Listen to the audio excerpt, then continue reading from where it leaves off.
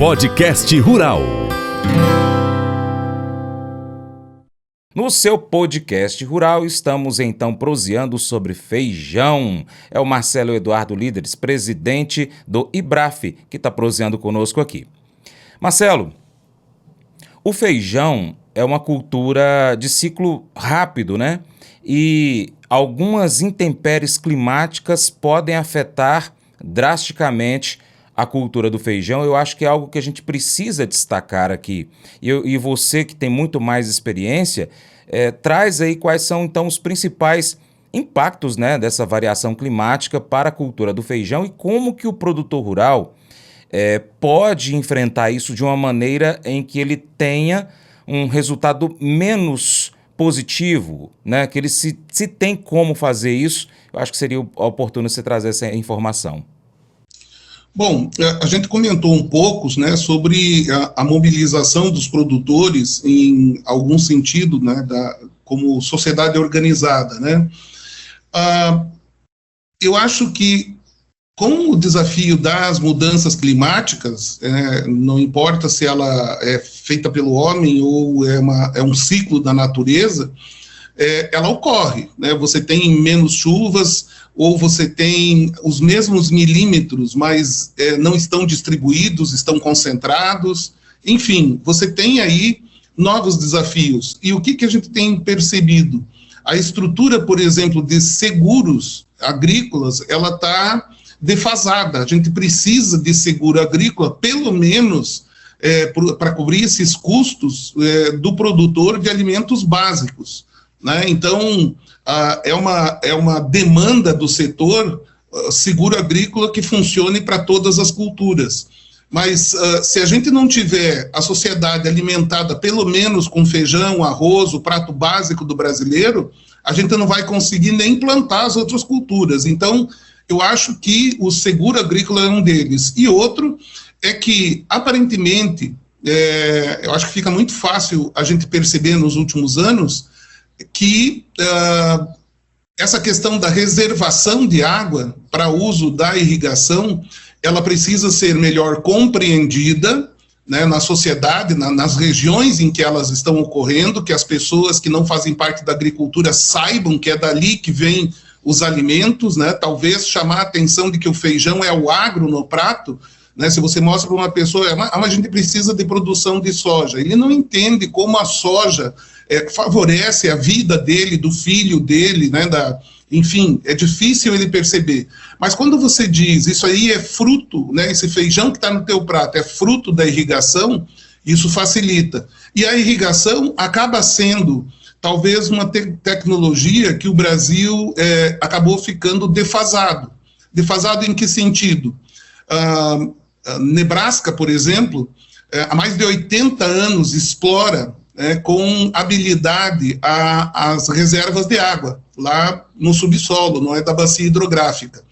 E isso tem sido buscado pelos produtores e pelos representantes dos produtores, né? No caso, no noroeste de Minas, por exemplo, a Irriganor, no Mato Grosso, a Profir, lá em São Paulo, a Aspip, né? A IBA na Bahia. Então, você tem essas associações que vêm buscando desmistificar a questão do uso da água, de que você tem como repor e você não tira a água da natureza, você toma emprestado e devolve ela no ciclo, né, que existe normal. E o desafio de produzir feijão no sequeiro está cada vez maior. Nós estamos vendo esse ano o desafio que os produtores estão enfrentando no noroeste de Minas, principalmente, aqui no Paraná, com a questão de chuvas. Então, você tem excesso de chuvas, nós vamos ter que produzir mais feijão nas outras safras. Como é que a gente vai produzir mais feijão nas outras safras, se a segunda safra, o percentual muito grande da segunda safra, não é irrigado? Então, a gente vai precisar produzir lá na terceira safra. É preciso que crie-se condições cada vez de acesso dos produtores à tecnologia, mas não só o acesso à tecnologia, acesso a um serviço que traga segurança para a sociedade de que o uso dessa água não vai trazer nenhum tipo de consequência maléfica, né, para o para a pessoa que mora em determinada cidade do agro. Então, é preciso desmistificar e utilizar mais. É claro que existe a pesquisa, que pode ajudar a trazer plantas mais resilientes, desafios. Enfim, existem várias frentes que podem responder essa sua pergunta, mas eu acredito que uma que tem uma certa defasagem aí, que pode avançar, significando renda para o produtor, significando comida no prato das pessoas, é a irrigação. Tá.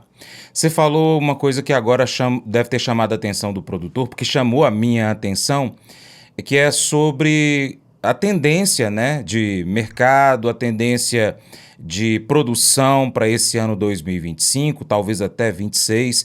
A gente aí está passando por esse período agora, como você bem lembrou, na minha região aqui, noroeste de Minas, no Cerrado como um todo está tendo vários alagamentos, e eu já recebi informações aí de produtores perdendo lavouras de soja, né? No sul, em alguns locais também a gente está acompanhando aí, está tendo também secas em algumas outras regiões do Brasil e que está prejudicando lavouras. Bom, vai ter feijão suficiente, seja o carioca ou o preto, que são as duas principais variedades comercializadas no Brasil. Como é que está a previsão para 2025 nesse ponto? Do ponto de vista de previsão, né, a planilha do Excel ali, ela aceita os números que você colocar, raciocinar, né, sobre a oferta de terras, né, para poder plantar o feijão. Então, do ponto de vista, nesse aspecto, a gente pode dizer que está tranquilo. Plantar vai se plantar. O desafio é colher, né? Como está sendo agora no noroeste de Minas. Noroeste de Minas plantou menos feijão esse ano, uma área um pouco menor. Aí tem problemas climáticos, e aí é um problemaço para o produtor. Por quê? Porque quando você tem uma seca, simplesmente não existe aquele feijão, e o preço responde para o produtor, em algum grau, aquela perda que ele teve. Já o feijão danificado por excesso de chuvas, manchas, brotados, né, que a gente vê, é no visual que perde muito. Então, a qualidade do feijão, não o poder nutricional dele, mas a qualidade que pode ser medida com o olhar humano, ela fica inferior. E aí, esse feijão puxa o mercado para baixo. É esse feijão que atende a cesta básica, é esse feijão que passa a atender a necessidade a periferia de grandes cidades, quem busca preço, né? Então, o consumidor lá acaba tendo um preço bastante baixo, e ele tem a proteína que ele precisa, apesar de não ser tão bonito o feijão, mas o produtor fica no prejuízo. E isso preocupa. Nós temos aí uma agricultura atualmente que sofreu com outras culturas e que vê no feijão a possibilidade de rapidamente reequilibrar o caixa. Né? Então, ter essa situação e não poder fazer frente a ela é um grande desafio. E você bem citou o restante do Brasil. Tem áreas na Bahia que foram grandes produtoras, né? Como a região de Irecê. É difícil, há 10 anos que se planta feijão lá na época correta, e o clima, né, invariavelmente, acaba prejudicando a produção daquela região. Então, é um desafio grande para a sociedade em geral, não é só para o agro, manter essa produção. Entendi. Você falou uma coisa aqui que chamou a atenção, talvez o meu ouvinte, o internauta, não se atentou. Você falou que quando a gente tem, então, o feijão que é prejudicado visualmente, que o único prejuízo que esse feijão apresenta é a questão visual, nutricional ele se mantém, e o preço dele cai, consequentemente ele vai puxar para baixo o preço do feijão que não tem esse problema visual. Ele está com a qualidade muito boa, porém, para uma regulação do mercado, se aquele feijão mais barato vai ser mais consumido, o outro, para não ficar para trás no consumo, também acaba baixando. Existe, do ponto de vista de quem está aí, uma instituição como no seu caso, o pessoal do CEPE, existe alguma forma, por exemplo, de não deixar esse feijão prejudicado visualmente, puxar para baixo todo o mercado? Teria que ter, por exemplo, uma interferência de uma Conab para poder subsidiar de alguma forma? Você acha que isso ajudaria ou isso não valeria a pena? Eu tenho um pouco de receio. Isso não é um privilégio do governo que está aí, não é um privilégio da ideologia, mas é um desafio para todos os governos, você ter recursos suficientes para cumprir aquilo que você promete. E, às vezes, acaba ficando pior a situação. A Conab, nós vimos ao longo da década passada, né, principalmente entre 2010 e 2020, inúmeras vezes, né, o produtor plantou porque tinha um preço mínimo, na hora de entregar esse produto para o governo, o que acontece? Não tem recursos. E também a Conab não vai comprar um feijão danificado. Ela pode eventualmente fazer alguma coisa, como, por exemplo, uma bonificação para esse produtor que perdeu em preço, isso talvez, mas não muda o fato de que a gente tem toneladas e toneladas de feijões que têm um preço mais baixo. E isso acaba desestimulando o plantio. Então, a gente sabe, né, é difícil, às vezes, como ser humano admitir, mas em qualquer atividade, tá? Se você tem excesso, você desestimula a produção. Então, o preço baixo demais de um produto, você acaba pagando mais caro depois. Pode prestar atenção que é raro a gente ter, assim, uma sequência de um ano de feijão com preço baixo demais. Por quê? Porque já em seguida os produtores perdem a atratividade daquela cultura. E o feijão não é uma cultura, o simples fato do que eu mencionei, que ele é avaliado pelo olhar humano, já mostra que é muito delicada, é muito importante a questão da qualidade visual. Então, talvez no futuro, mas isso eu diria que está muito distante ainda de ser uma solução, nós tenhamos um aproveitamento industrial desse feijão. Porque se a proteína está ali, talvez eu possa fazer um isolamento de proteína, talvez eu possa criar um feijão instantâneo, que aliás foi criado, em breve. Em Paracatu a gente vai degustar o feijão instantâneo. 5 minutos para ficar pronto, vai lá que você vai conferir que é de verdade. Nós vamos tomar junto, vamos comer junto esse feijão aí, Francis. Isso é bom. Então, você tem aproveitamentos industriais que podem vir a ser feitos. Mas quem é que iria utilizar isso? Com o passar do tempo, eu tenho certeza que o Brasil vai utilizar mais essas possibilidades de ter um feijão instantâneo mais rápido, ou um feijão em lata, ou enfim, de alguma forma, né? Ou essa proteína. Proteína é algo importantíssimo, não importa de onde ela venha, ela é proteína, ela sustenta a vida humana. Então, eu tive a oportunidade de ver na China, eles utilizando bandinha de feijão, isso é o começo, né? Então não dá para mandar toda a bandinha do mundo para lá, mas retirar da bandinha do feijão a proteína e colocar ela naqueles noodles que os chineses usam, aqueles macarrões finos, assim, que é de arroz, que tem uma proteína muito baixa. Então, eles estão colocando a proteína do feijão lá, sem mudar o sabor do noodle. Isso vai acabar acontecendo, eu diria que nos próximos 10, 15 anos, a gente vai ver uma mudança muito grande com respeito a isso.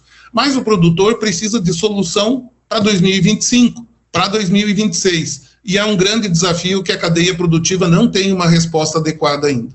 Se você quer ser uma pessoa feliz, precisa olhar para cada problema pelo ponto de vista de Deus.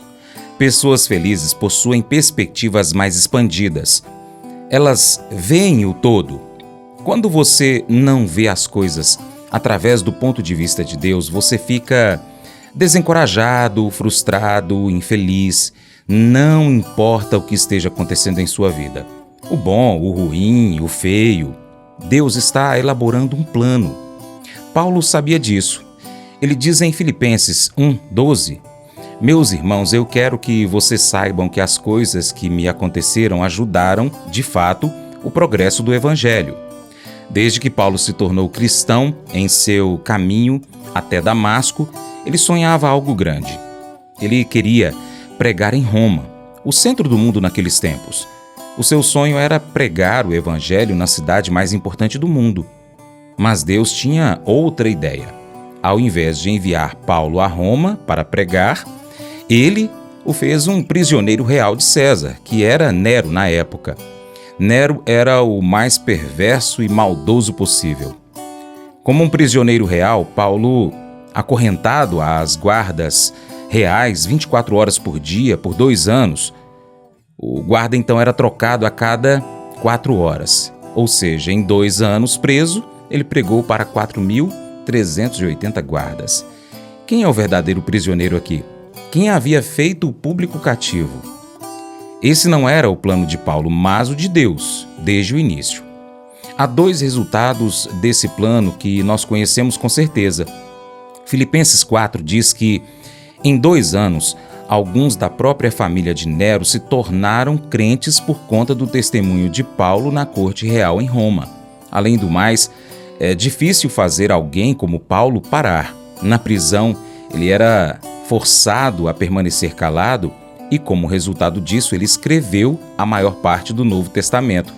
E eu imagino que deve ter tido maior impacto, a sua pregação no Coliseu, ou os livros que ele escreveu, como a Epístola aos Romanos, 1ª e 2ª Coríntios, Gálatas, Efésios, Filipenses, Colossenses. Esses 7 livros têm revelado Jesus a milhões de pessoas ao longo dos anos. Paulo sabia que Deus tinha um plano maior. E ele conseguia ser feliz porque via o que Deus estava fazendo através do seu problema. Sempre que você tiver um problema que está começando a lhe colocar para baixo, você precisa fazer o que Paulo fez. Aprender a vê-lo do ponto de vista de Deus. Pergunte assim: o que Deus está fazendo aqui? Qual é a situação como um todo? Qual é a perspectiva maior? Então você será capaz de enfrentar o problema com fé. Esse devocional faz parte do plano de estudos Hábitos de Felicidade do aplicativo biblia.com. Muito obrigado pela sua atenção, Deus te abençoe e até o próximo encontro. Tchau, tchau.